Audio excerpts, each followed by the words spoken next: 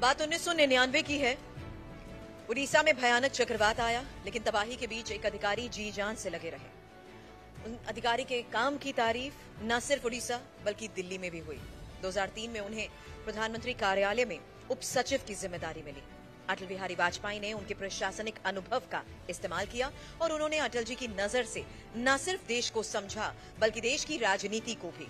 और फिर 2021 में वो चेहरा मोदी सरकार की कैबिनेट में नजर आया, वो भी कुछ बड़ी जिम्मेदारियों के साथ। और आज वो हस्ती देश के 3 बड़े मंत्रालयों का काम संभाल रहे हैं।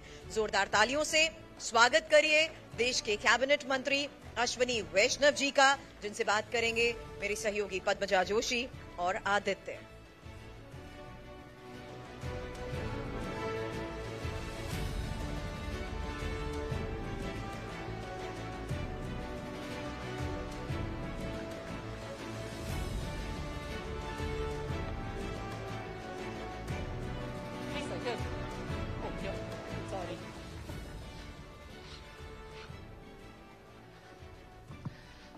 अश्विनी वैष्णव जी, बहुत बहुत धन्यवाद आपका।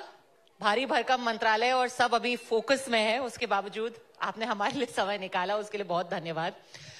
हेक्टिक पॉलिटिकल एक्टिविटी भी चल रही है, आपके बाकी सारे मंत्रालय भी बहुत सारी हेडलाइंस करा रहे हैं, तो हमारे पास आपके पास ज्यादा वक्त नहीं है यहाँ पे, तो हम जल्दी जल्दी जितने इस वक्त के बहुत इंपॉर्टेंट सवाल है आपसे पूछना चाहते हैं। सबसे पहले मैं थोड़ा जो संसद में हुआ है उसको लेकर के शुरुआत करना चाहती हूँ। पिछले एक हफ्ते में विपक्ष ने बोला है कि एक वक्त होता था कि जब वो आवाज उठाते थे उनको वहां से निकाल दिया जाता था, अब तो आवाज भी नहीं उठाने देते। सरकार ने मतलब वो फॉर्मेलिटी ही खत्म कर दी है हमारे साथ। ऐसा नहीं है, आप देखिए इस सत्र में बजट पर जनरल डिबेट हुआ, कंप्लीट बहुत एक्सटेंसिव डिबेट हुआ। फिर बाद में जब रिसेस हुई, रिसेस के बाद में 4 मंत्रालयों पे लोकसभा में और वैसे ही राज्यसभा में भी डिटेल डिस्कशन हुआ। रेलवे मंत्रालय पे डिस्कशन हुआ, एग्रीकल्चर पे हुआ, होम मिनिस्ट्री पे हुआ, एक डिटेल्ड डिस्कशन दोनों मंत्रालयों में हुआ। विपक्ष को जो लोकसभा की परंपरा है उसके हिसाब से पूरा टाइम दिया गया। अब विपक्ष में आपस में उनको डिसाइड करना है कि किससे बुलवाए। अब कांग्रेस को डिसाइड करना है कि उनके सबसे अच्छे वक्ता कौन है। अगर उन सबसे अच्छे वक्ताओं में किसी का नाम नहीं आता तो उसमें हम क्या कर सकते हैं। उन्होंने कहा जैसे कि प्रधानमंत्री जी ने कुंभ पे वक्तव्य दिया, राहुल जी ने कहा मैं तो खड़ा भी हुआ, मैंने कहा मैं कुंभ की प्रशंसा करना चाहता था, मैं तो कहना चाहता कि हाँ कितना सुंदर था, कितना भव्य था, मेरे को बोलने ही नहीं दिया। लोकसभा एक परंपराओं से और लोकसभा में कुछ नियम है, उन नियमों से चलती है। उन नियमों के हिसाब से बात करने का सबको चांस मिलता है। जैसे मैंने आपको बताया, इतना लंबा टाइम दिया गया ऑपोजिशन को, उसमें कई उनके वक्ता बोले, उसमें बोलना चाहिए था, लंबा भाषण देना चाहिए था, 45 मिनट का भाषण देना चाहिए था। पर ये अच्छी चीज है कि उन्होंने कहा कि उनको कुंभ पसंद आया, वो भी उसकी प्रशंसा करना चाहते थे। अच्छी बात है, मौका मिलता तो अच्छी बात है। भारत की एक जागृति हो रही है, भारत की सांस्कृतिक धरोहर को आज दुनिया भर में पहचाना जा रहा है, बहुत अच्छी बात है। हम अभी चुनावी सीजन में जाने वाले हैं सर। हाल फिलहाल में आपका जहां भी आपको प्रभार सह प्रभारी बनाए गए थे, आप वहां पर भारतीय जनता पार्टी के रिजल्ट्स फैंटास्टिक रहे हैं। महाराष्ट्र हाल में बहुत लोग आपको चांस दे नहीं रहे थे, लेकिन जिसको कहते हैं कि छप्पर फाड़ रिजल्ट आया आपका यहाँ पे। अब बिहार के इलेक्शंस आने वाले हैं, आप यहाँ पर सबसे पहले हमारे मंच पे अपना एनालिसिस और एक प्रिडिक्शन दीजिए। क्या लगता है इस बार आपको बिहार किस तरफ जा रहा है? ये मंच कोई एनालिसिस और प्रिडिक्शन के नहीं होते हैं, तो उसको आप रहने दीजिए। इम्पॉर्टेंट पॉइंट यह है कि इस देश ने 50-60 वर्षों तक, करीब 60 वर्षों तक कांग्रेस का राज देखा। 60 वर्षों में से 4 दशक ऐसे निकले जो कि हमारे लिए, देश के लिए एक तरीके से जिसमें कोई ग्रोथ नहीं, नौजवानों के लिए अपॉर्चुनिटीज नहीं थी।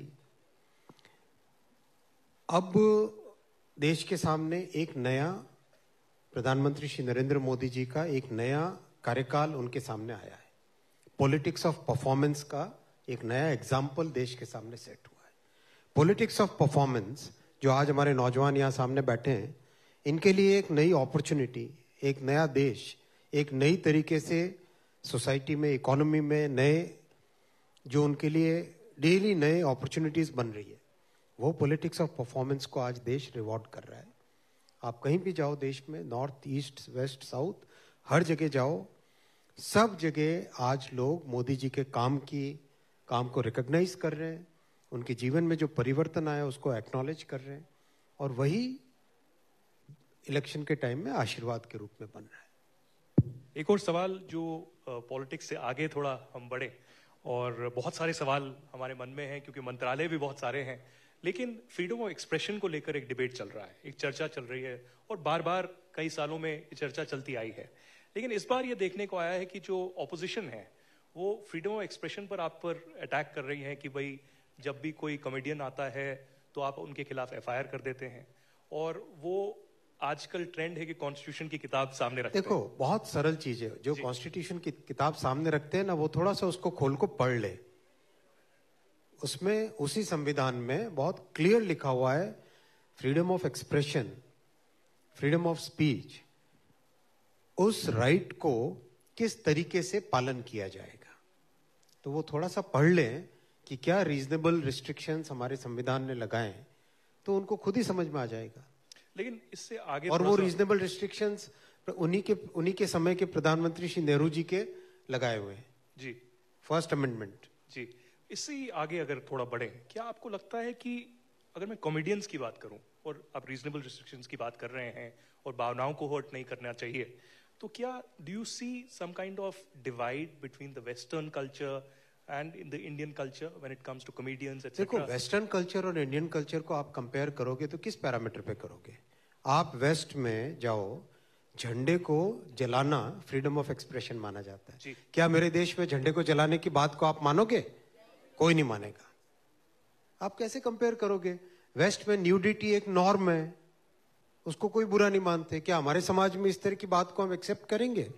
नहीं करेंगे। हमें अपने कॉन्टेक्स्ट, अपने कल्चरल, अपना रिच हेरिटेज, हमारी सिविलाइजेशनल वैल्यूज, हमारे इथोस, हमारी डाइवर्सिटी, हमारी मल्टीपल लैंग्वेजेस, हमारे सारे लैंग्वेजेस के बीच में इंटरेक्शन, डिफरेंट, जो देखो, हमारा देश कोई जियो पॉलिटिकल देश नहीं है, हमारा देश जियो कल्चरल देश है। इस देश ने एक कल्चरल फ्रेमवर्क में लोगों को एक साथ रखा है, सदियों से, आज नहीं, सदियों से, over many thousands of years. तो ऐसी परिस्थिति में कंपैरिजन नहीं करना चाहिए। हमें अपनी जमीन, अपने लोग, अपने कल्चर, अपने इतिहास, अपनी हेरिटेज, इन सबको ध्यान में रख के हर चीज को करना चाहिए। जी, हम अपने धरोहर की बात तो कर ही रहे हैं, और क्योंकि वेस्ट का जिक्र हुआ तो मुझे ये पूछना है, क्योंकि इंफॉर्मेशन वॉरफेयर की बात होती है बहुत बार, और डिसइंफॉर्मेशन बहुत इंडिया के खिलाफ होता रहा है, और खासकर हमारा जो वेस्टर्न नेबर है वहां से बहुत सब कुछ होता है। और आप देख रहे हैं कि जैसे यूट्यूब है या अलग अलग कंटेंट और सोशल मीडिया है, उसमें बहुत सारा प्रहार जो है इंडिया के खिलाफ होता है, और आपकी मिनिस्ट्री भी इस पर बहुत काम कर रही है। तो कैसे इस डिसइंफॉर्मेशन या मिसइंफॉर्मेशन कैंपेन को टैकल किया जा सकता है? ये बड़ी प्रॉब्लम है वाकई, और मिस इन्फॉर्मेशन की इस पूरी कैंपेन को जो कई तरह के लोग चलाते हैं, उसको हमें देशवासियों में एक अवेयरनेस के साथ, कानून की जो परिधि है, IT एक्ट है, भारतीय न्याय संहिता है, इन सब का उपयोग करके, और एक इन प्लेटफॉर्म्स के साथ बातचीत करके भी हर तरीके से, हर एक एस्पेक्ट से इसको कंट्रोल करना चाहिए। क्योंकि देखो, आज के युग में इंफॉर्मेशन इतनी ज्यादा है, ओवरलोड है, लेकिन उसको कॉन्टेक्चुअलाइज करके समझना, उससे ठीक उसका कंक्लूजन निकालना, वो बहुत जरूरी है। तो ऐसे में सबकी जिम्मेदारी बनती है, और सरकार अपनी तरफ से पूरा काम कर रही है इसमें। सर, आप कल्चर की बात कर रहे थे। एक तरफ हम मॉडर्निटी की तरफ भी हैं और उसको हम प्रमोट करते हैं कि we want to be a modern emerging super power. दूसरी तरफ इतना सारा कंटेंट है, भले से ये इंफॉर्मेशन वॉरफेयर की बात हो या फिर जो इंफॉर्मेशन OTT कंटेंट, यूट्यूब, सब हमारी तरफ आ रहा है। क्या इसको रेगुलेट किया जाएगा? कैसे वो फाइन बैलेंस स्ट्राइक किया जाएगा कि आप मॉडर्न कंटेंट देखिए लेकिन एक लाइन क्रॉस ना हो? नहीं, आपकी बात सही है। हर एक सोसाइटी में कुछ बाउंड्रीज होती हैं। हम अपने घर में जैसे बिहेव करते हैं, घर के बाहर, सोसाइटी में, सोशल फंक्शंस में, हर जगह कुछ एक नॉर्म्स सोसाइटी डिफाइन करती है। उन नॉर्म्स को मानना चाहिए। और जैसा आपने पहले पूछा, हमें जो नॉर्म्स दूसरी दुनिया में लागू होते हैं वैसे के वैसे नॉर्म्स हिंदुस्तान में लागू होंगे ऐसा नहीं मानना चाहिए। हमें अपनी तरीके से उसका पालन करना चाहिए। क्या इसके लिए सरकार एक बिल कंसिडर कर रही है ओटीटी प्लेटफॉर्म्स को लेकर? देखिए, कानून ऑलरेडी है और कानून का पालन भी हो रहा है अच्छे से। महत्वपूर्ण बात यह है कि इसमें सबको मिलके एक कंसेंसस करके सोसाइटी में सभी को मिलके इसके ऊपर एक एक्शन लेना पड़ेगा। जी अश्विनी जी, एक बहुत बड़ा डिस्ट्रप्शन जो पिछले कुछ सालों में आया है वो है आर्टिफिशियल इंटेलिजेंस का, और सबसे प्रमुख इसमें चीज ये है कि डेटा की सिक्योरिटी कैसे हो, और जो डेटा जो देश सबसे ज्यादा रखता है उसकी प्राथमिकता और आगे बढ़ जाती है। तो चाइना और अमेरिका की बहुत सारी पहले रही हैं, डिस्ट्रप्टिव टेक्नोलॉजीज अभी आई हैं, तो इंडिया इसमें रेगुलेशन को लेकर आर्टिफिशियल इंटेलिजेंस और बाकी जो नॉन गवर्नमेंट एंटिटीज भी हैं उनको और प्रोत्साहन इसमें इंडिया को एआई लीडर बनाने के लिए क्या करेगा? हमारे देश में, हमारे नौजवानों में, हमारे साइंटिस्ट में टेक्नोलॉजी की इतनी अच्छी समझ है, और जो लीड आज कई टॉपिक्स में, कई मेजर टेक्नोलॉजिकल सब्जेक्ट्स में भारत जो लीड ले रहा है, मुझे पूरा विश्वास है एआई में भी भारत इसका उपयोग बहुत अच्छा करेगा। एआई जो आज आप चैट जीपीटी वगैरह के माध्यम से देखते हैं वो उसका एक बहुत छोटा सा रूप है। आज से 10-15 साल पहले से जो इंडस्ट्रियल वर्ल्ड है उसमें एआई का बहुत अच्छा उपयोग हुआ है, मशीन लर्निंग का, डेटा साइंसेस का बहुत अच्छा उपयोग हुआ है, और उसके कारण प्रोडक्टिविटी बहुत बढ़ी है, मेंटेनेंस की प्रैक्टिसेस बहुत इंप्रूव हुई है, और कई ऐसे जो इंडस्ट्रियल सेफ्टी के मैटर्स थे उसमें एआई का बहुत अच्छा उपयोग हुआ है। वो उपयोग अभी और बढ़ेगा। आज हम कॉमन पार्लेंस में एआई को जिस तरीके से समझते हैं, AI is much beyond that. What you are seeing is just one chapter of the entire AI world, और उसका उपयोग जिस तरह से सोसाइटी के दूसरे, इकोनॉमी के दूसरे हिस्सों में होएगा उसका बहुत बेनिफिट मिलेगा, और उसमें भारत लीड लेगा, जरूर लीड लेगा। एक दूसरा एक बहुत बड़ा मुद्दा जो पिछले 2-3 साल से रहा है वो सेमीकंडक्टर्स को लेकर है, और भारत ने इसमें बहुत बड़ी पहल की है।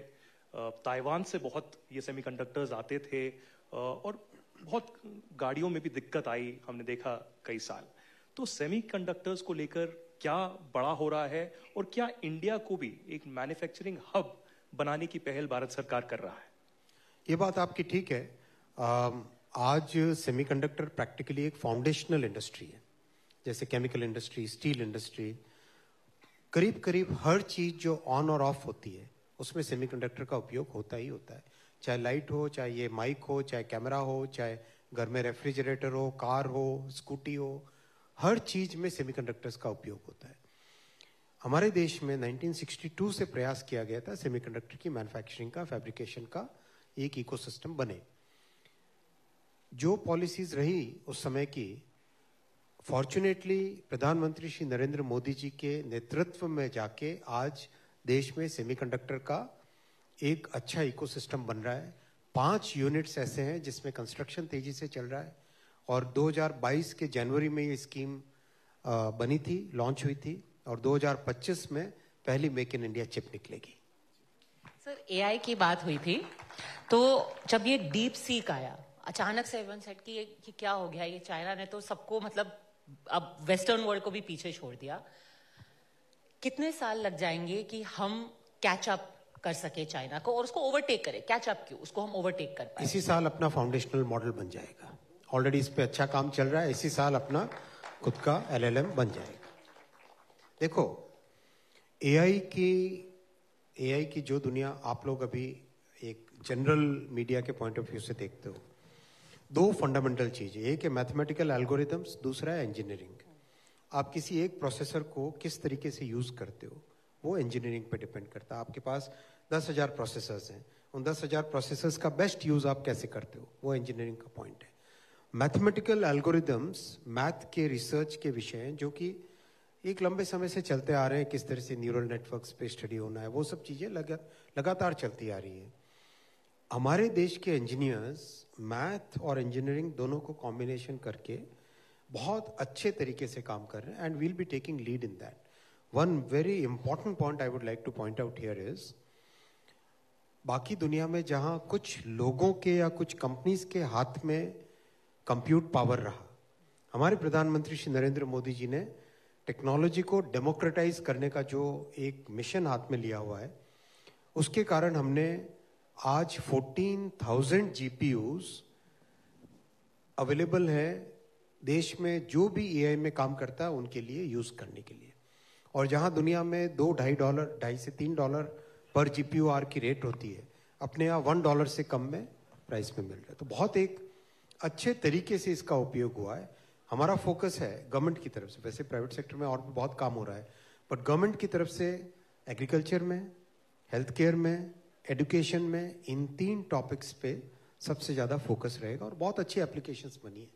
एक और बहुत इंपॉर्टेंट है, जो बाकी दुनिया केवल कानून बना के इस टेक्नोलॉजी की दुनिया को रेगुलेट करना चाहती है। We have taken a very unique approach. We have taken an approach in which we are creating technological solutions. जैसे IIT जोधपुर में डीप फेक को डिटेक्ट करने की टेक्नोलॉजी बनी है, जैसे IIT मुंबई में, जैसे जगह जगह देश की कई सारे इंस्टीट्यूट्स में काम चल रहा है, जिसमें वाटर मार्किंग कैसे हो, लेबलिंग कैसे हो, डीप फेक है तो उसका डिटेक्शन किस तरह से ऑथेंटिक तरीके से हो, अनलर्निंग कैसे करो, बायस कैसे हटाओ। तो ये अप्रोच, अभी यूरोप का पूरा डेलीगेशन जब आया था, दे वर सरप्राइज्ड एट आवर अप्रोच। सारी दुनिया इस अप्रोच को, इस यूनिक अप्रोच को अप्रिशिएट कर रही है, क्योंकि टेक्नोलॉजी को कंट्रोल करना, टेक्नोलॉजी को रेगुलेट करना केवल कानून से संभव नहीं है। We have to take technical as well as legal actions, तभी जाके आप प्रॉपर टेक्नोलॉजी के बेनिफिट्स को हार्नेस कर पाओगे और टेक्नोलॉजी के जो नुकसान है उसको कंट्रोल कर पाओगे। We saw a manifestation of this because we were talking about democratizing technology, and then उसका जो एक flip side है, जो deep fake आपने बात की, उसको हमने बहुत real उसका face देखा। अभी जो हमारे चुनाव में हुए थे, उससे क्या learnings थी आपकी, कि कितना deep हो सकता है और कितना vicious हो सकता है ये deep fake का मॉडल? Definitely deep fake का मुद्दा बहुत सीरियस है और इसका इम्पैक्ट, चुनाव का आपने एग्जाम्पल दिया, लेकिन पर्सनल लाइफ में, सोशल लाइफ में बहुत सारे जो सेलिब्रिटीज हैं, किस तरीके से उनके डीप फेक बना के लोग उसका मिसयूज करते हैं, वो भी बहुत सीरियस मुद्दा है। मैं इस मुद्दे को सीरियस मानता हूँ और अभी जो भारतीय न्याय संहिता बनी है उसमें बहुत बड़े प्रावधान किए गए। सेक्शन 111 है, इस तरह के सेक्शंस हैं जिसमें इस तरह के फ्रॉड और इस तरह का मिसयूज, मिस इन्फॉर्मेशन करके जो दिक्कतें आती है उसके अगेंस्ट बहुत स्ट्रिक्ट एक्शन लिया जाता है। अश्विनी जी, भारत सरकार ने पिछले 1 साल या 2 साल में बहुत ज्यादा क्रिएटर्स को प्रोत्साहन दिया है। क्रिएटर अवार्ड्स जो हैं घोषित किए हैं, पूरे इंडिया भर से लोगों को जो है अवार्ड्स दिए गए। इसी के तहत आपने अनाउंसमेंट किया कि वेव समिट इस बार होने जा रहा है, तो इस बार क्या हटके हो रहा है? हमने सुना कि एंटरटेनमेंट आइकन्स, मीडिया CEOs को एक प्लेटफॉर्म के तहत वहां लाया जाएगा। मेन मुद्दा और फोकस इसका क्या रहेगा? देखो, CEOs वगैरह आएंगे वो सब अलग जगह है, लेकिन ये जो नौजवान बैठे हैं हमारे, इनकी जो क्रिएटिविटी है और इन्होंने जो टेक्नोलॉजी को अडॉप्ट किया है वो एक यूनिक फिनोमिनन है। एक वो दुनिया थी जिसमें बड़े बड़े स्टूडियोज, बड़े प्रोडक्शन हाउसेज, केवल उन्हीं के पास क्रिएटिव लोगों को अपॉर्चुनिटी देने का एक प्लेटफॉर्म था। आज की प्रधानमंत्री जी ने जिस तरह से डिजिटल इंडिया के जरिए से देश के हर कोने में, देश के हर नागरिक को टेक्नोलॉजी से एम्पावर किया है, उसके कारण आज बिहार के एक छोटे से गांव में बैठ के बच्चा कुछ अच्छा क्रिएट करता है, एक अच्छा संगीत, अच्छा गाना बनाता है, 10 मिलियन व्यूज। आप देश के कोने कोने से टैलेंट आज उभर के आ रहा है। इस क्रिएटर्स इकोनॉमी को एक प्लेटफॉर्म देने का प्रधानमंत्री जी ने संकल्प लिया। नौजवानों को एक इस नई जो ताकत है, ये जो नई एक ताकत बन रही है, उनको टेक्नोलॉजी की ट्रेनिंग, हमारा जो IIT सिस्टम है, IIT सिस्टम जैसा कि जैसा IICT, Indian institute of creative technologies, जिसका पहला इंस्टीट्यूट बनेगा मुंबई में, पहला IICT मुंबई में बनेगा, वैसे कंप्लीट IIT जैसा ही IICT सिस्टम बनाना, और जैसे ऑस्कर है दुनिया में ट्रेडिशनल वर्ल्ड के लिए, कांस है दुनिया में एक अलग तरीके से क्रिएटिव दुनिया के लिए, वैसा ही आज की नई जनरेशन के लिए, इस क्रिएटिव इकोनॉमी के लिए वेव्स बड़ा प्लेटफॉर्म बनेगा। और इस साल भारत की 25 लैंग्वेजेस में जब क्रिएट इन इंडिया चैलेंज घोषित हुआ, लाखों लोगों ने उसमें पार्टिसिपेट किया है। 80,000 के आसपास तो फाइनल एंट्रीज हैं। एक पर्टिकुलर में 5 मिलियन 50 लाख के आसपास एंट्रीज आई एक पर्टिकुलर कैटेगरी में। There are 32 categories in which this create in India challenge has been going on for many months now. अगले साल हम दुनिया की और 25 लैंग्वेजेस को जोड़ेंगे और आप देखना अगले कुछ वर्षों में लोग जैसे ऑस्कर के अवार्ड के लिए उत्साहित होते हैं ना, कांस में जाने के लिए उत्साहित होते हैं, वैसे ही दुनिया भर के, यूरोप के, अमेरिका के, अफ्रीका के, जापान के, कोरिया के क्रिएटर्स वेव्स में आने के लिए उत्साहित होंगे।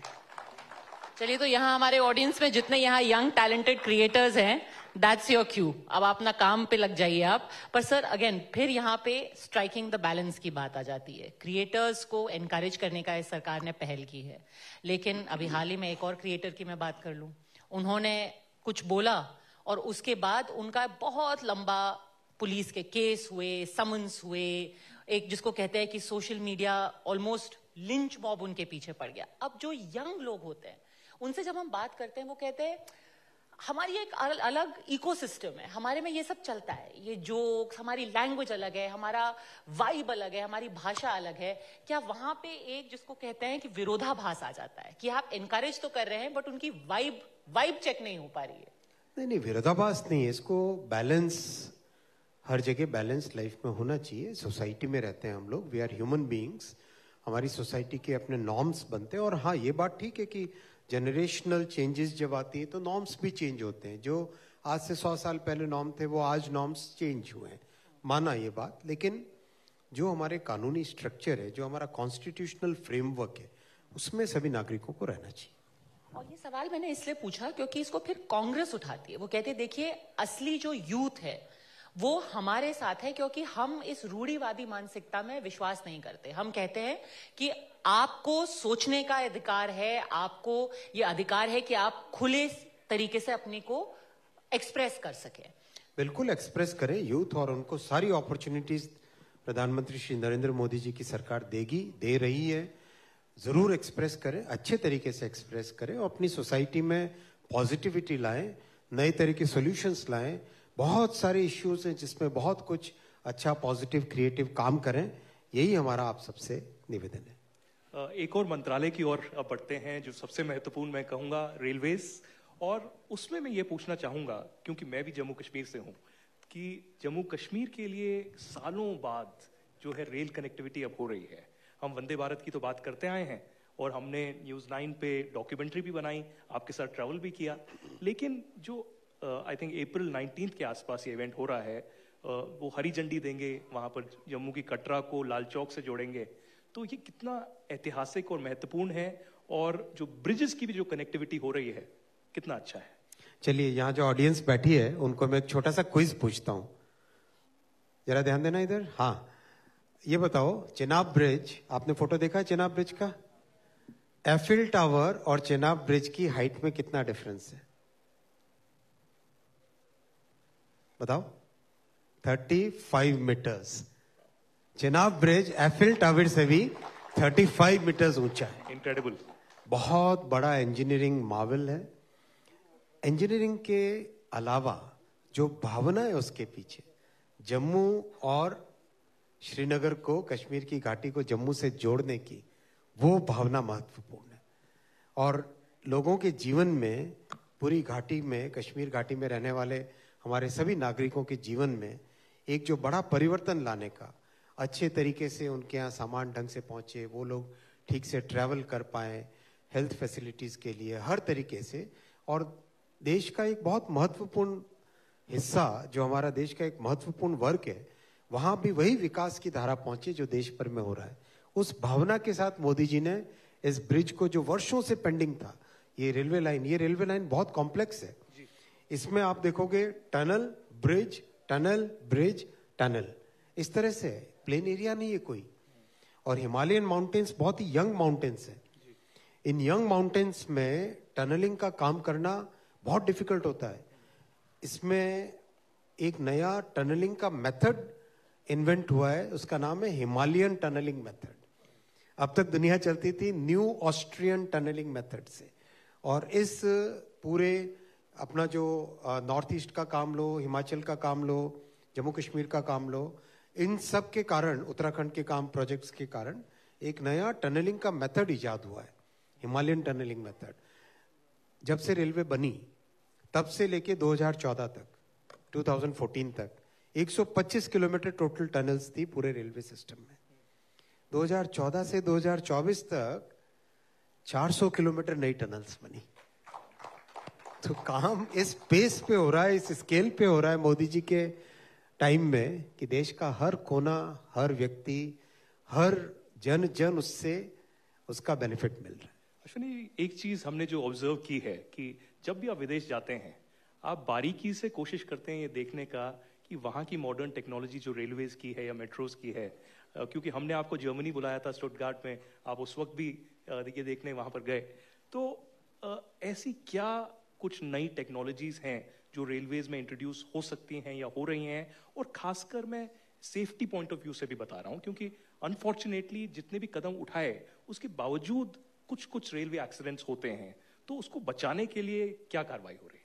नहीं, आपने सही कहा, हमें दुनिया में जो कुछ भी बेस्ट है वो हमें सीखना चाहिए, जहां से भी सीखने को मिले हमें सीखना चाहिए, और हर वक्त कंटिन्यूसली इंप्रूवमेंट करने का माइंड में एक माइंडसेट ऐसा रखना चाहिए कि हम कंटिन्यूसली अपने आप को, अपने सिस्टम को इम्प्रूव करते रहें। इसीलिए रेलवे में जहां पर भी अपॉर्चुनिटी मिलती है, अभी डेवॉस गए तो डेवॉस में आधा समय मैंने बिताया रेलवे की वहाँ की मेंटेनेंस प्रैक्टिसेस को समझने का, और प्रैक्टिकली जो लोग काम करते हैं उनके साथ 4-4 घंटे बिता के ढंग से समझ के, और उनमें से बहुत सारी प्रैक्टिसेस को अपने यहाँ इम्प्लीमेंट भी कर रहे हैं। जापान से हो, जर्मनी से हो, दुनिया में किसी भी देश से सीखने को मौका मिले सीखना चाहिए। इस सब का रिजल्ट भी आया है। कंपेयर टू लालू जी के पीरियड से, ममता जी के पीरियड से 90% रिडक्शन हुआ है एक्सीडेंट्स में, 90%। और बहुत अच्छा इसका एक मेथड है वो अडॉप्ट किया हमने, रूट कॉज एनालिसिस का। कोई भी इंसिडेंट होता है उसका रूट कॉज एनालिसिस करते हैं, फिर कहीं पे टेक्नोलॉजिकल चेंज लाना होता है, कहीं पे प्रोसीजरल चेंज लाना होता है, कहीं पे ट्रेनिंग के मेथड्स में चेंज लाना होता है, कहीं पे पूरे इंफ्रास्ट्रक्चर को ही चेंज करना पड़ता है। इतना बारीकी से जाने के कारण रिजल्ट अच्छे हैं, लेकिन इस पे हमें सेटिस्फाइड नहीं होना है। हमें इससे भी बहुत आगे और भी ज़्यादा रिलायबिलिटी बढ़ानी है, और भी ज़्यादा मेंटेनेंस को इम्प्रूव करना है, तभी सेफ्टी का इम्प्रूवमेंट आएगा। फंड्स की आज कमी नहीं है, फंड्स मोदी जी पर्याप्त दे रहे हैं, टीम पूरी तरह से मेहनत कर रही है, और इसके रिजल्ट भी देखेंगे। आपने फंड्स की तो कमी नहीं है, बट आपके पास समय की कमी है, क्योंकि आपके पास एक और बहुत इंपॉर्टेंट मीटिंग है। एक मैं आपसे सवाल पूछना चाहती हूं, जो कांग्रेस अभी री इन्वेंशन करने की कोशिश कर रही है, जैसे हमने दिल्ली चुनाव में देखा, गो इट अलोन उनका फॉर्मूला था। अब इंडिकेशंस ये भी हैं कि शायद बिहार में भी वो ऐसा ही फॉर्मूला यूज करेंगे। क्या आपको लगता है कि ये उनको डिविडेंड्स देगा, कि खुद को सशक्त करेंगे वो, अब किसी के ऊपर पिगी बैक करके अपने पॉलिटिकल फॉर्चून्स को रिस्क नहीं? तो इसका मतलब कांग्रेस मान गई कि इंडी गठबंधन टूट चुका है। वो तो आपने फ्लिप साइड दी, बट काम कर रहा है। दिल्ली में उन्होंने कहा कि भाई हमने कम से कम खुद के पैर जमाए हैं। दिल्ली में कितने वोट आए उनके? उन्होंने कहा पिछली बार का जीरो इस बार की जीरो से अलग है। कितनी जगह उनके कैंडिडेट्स की जमानत जब्त हुई, वो डेटा लाके सभी ऑडियंस के सामने रखिए ना। अश्विनी वैष्णव जी, आपका बहुत बहुत धन्यवाद, और for sharing your wisdom with us on all the ministries that you have, and most importantly in the railways and in the semiconductors that the country is looking at, जहां पे जितनी प्रोग्रेस हम करेंगे उतना ही देश भी आगे बढ़ेगा। थैंक यू, नमस्कार, thank you very much, thank you very much. बहुत बहुत शुक्रिया sir, thank you Padmaja, thank you Aditya. And मैं रिक्वेस्ट करूंगी सर, आप 1 मिनट मंच पर हमारे साथ रहें, क्योंकि अब मैं TV9 के MD वरुण दास सर को मंच पर बुला रही हूँ। और can you please get the shawl?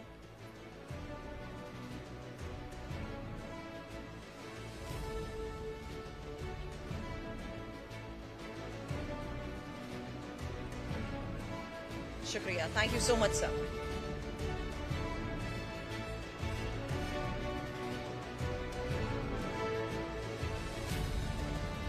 शुक्रिया सर।